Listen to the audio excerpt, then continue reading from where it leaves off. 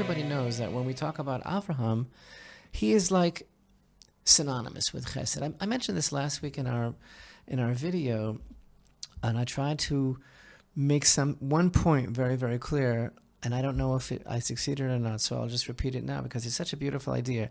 You know that Avraham represents chesed, right? I mean, it's a famous, famous idea. His whole life was bestowing acts of loving kindness, as we're going to see in the most riveting way now in the beginning of chapter 18 and in this week's Torah portion of Vayera. And I want to talk more about because incredible acts of selflessness and where it got him.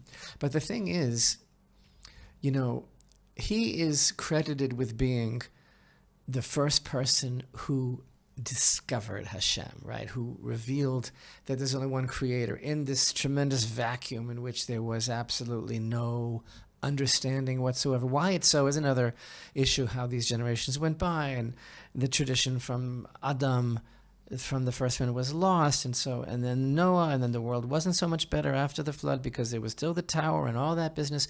And then Avraham comes along and he goes through what he goes through, which was also like this incredible journey of knowledge to find out that there's only one creator. But the sages describe it in the most beautiful way, that the way he figured it out was by contemplating the world, right, and by really considering nature and how the world works and how perfect it is and how beautiful it is. And he came to the conclusion, by examining the world, that there has to be someone in charge here, that there has to be what he called the master of the house. Why? Because he detected that the basis of all creation is kindness, that Hashem created the world in kindness. And this is just so huge because it's Psalms 89, which, by the way, it's the character introduced in the beginning of Psalms 89 is called Eitan HaEzrachi, which literally means Eitan, the citizen. And Eitan is a word that means like steadfast, like unshakable.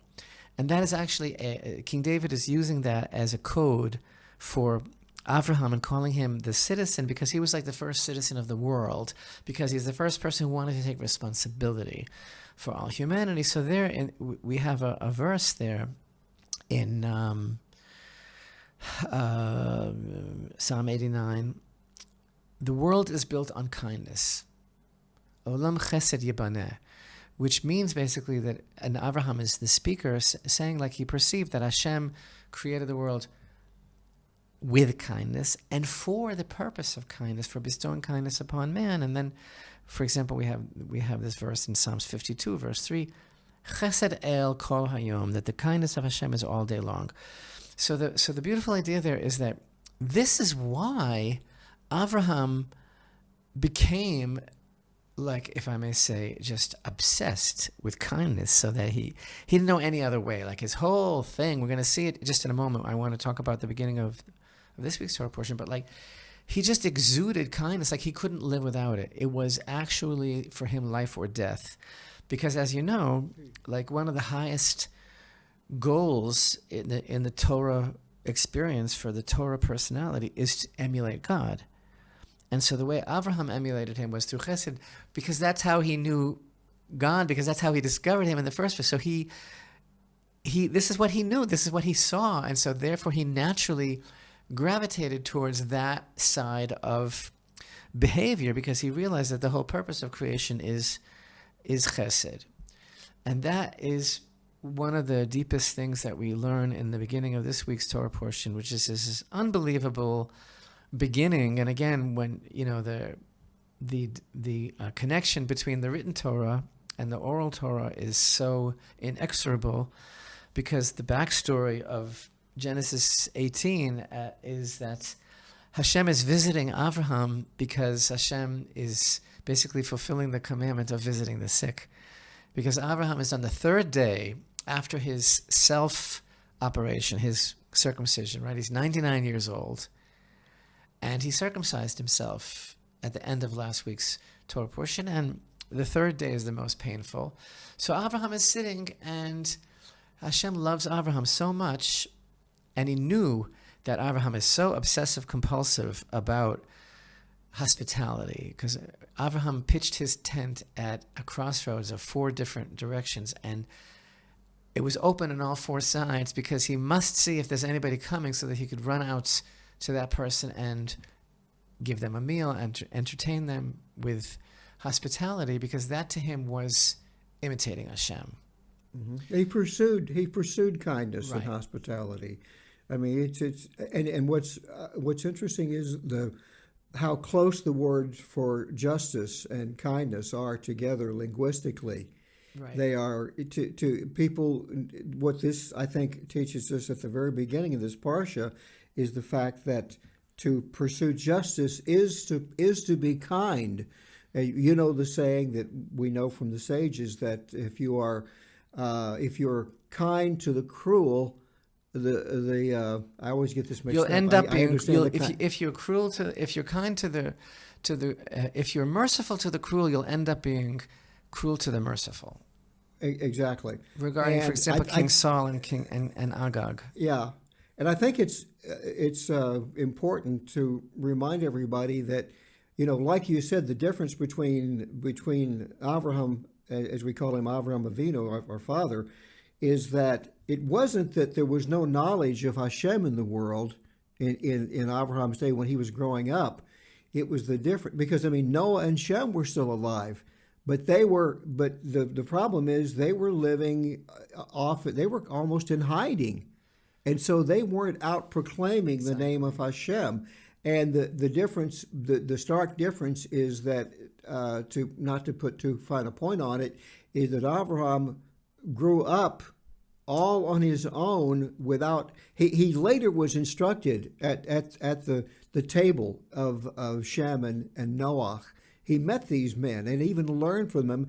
And we're told that when he came out of hiding because Nimrod wanted to kill him because of his perceived effrontery to the gods of ancient Babel, and of course the prophecy that someone in Avraham's family would bring Nimrod down. There were all kinds of reasons that Nimrod wanted this guy out of the picture.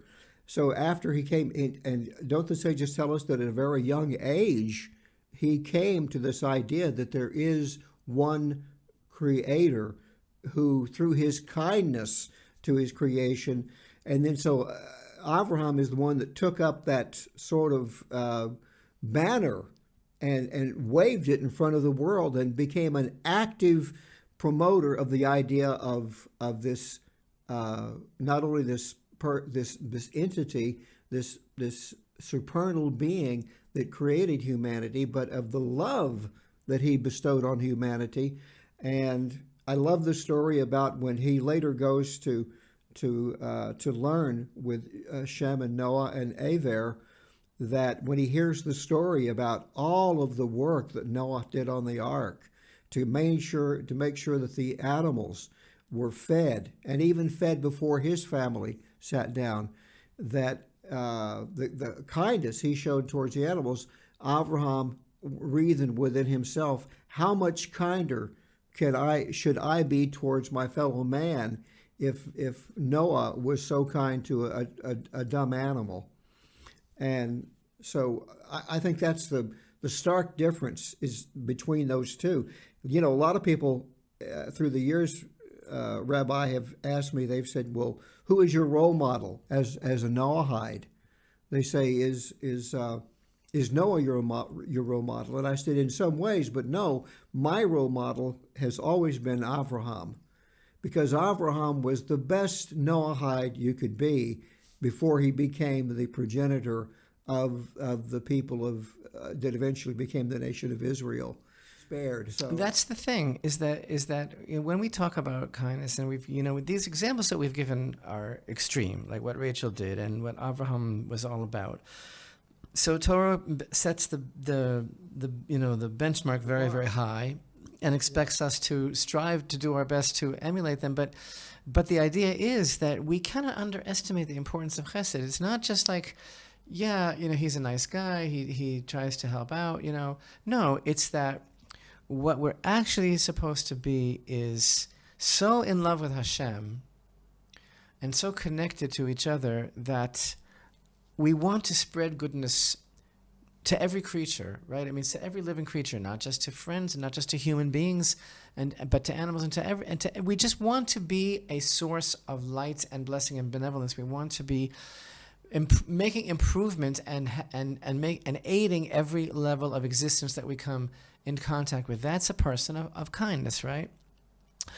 So again, Psalms 89, the world is based on kindness, and Psalms 52, the kindness of Hashem all day long. This is the message, as opposed to, and again, this week's Torah portion begins with Avraham running to take care of these people who he perceives as just simple wayfarers, and he discovers quite accidentally the entrance to paradise because he's so concerned with making a meal for these people. And then we find, like you say, he's basically begging Hashem to find some merit, some redeeming social value in some of the citizenry of these wicked places, because he is committed to humanity, to do his best for humanity. And in fact, this beautiful verse, when Hashem is basically getting ready for this. So he says, and Hashem said, "Shall I conceal from Avraham what I do? Now that Abraham is surely to become a great and mighty nation, and all the nations of the earth shall bless themselves by him. For I have loved him because he commands his children and his household after him that they keep the way of Hashem, doing charity and justice." So that is like his whole job description, and Hashem is basically saying, since this is who you want to be, then you're my partner in the upkeep of the world.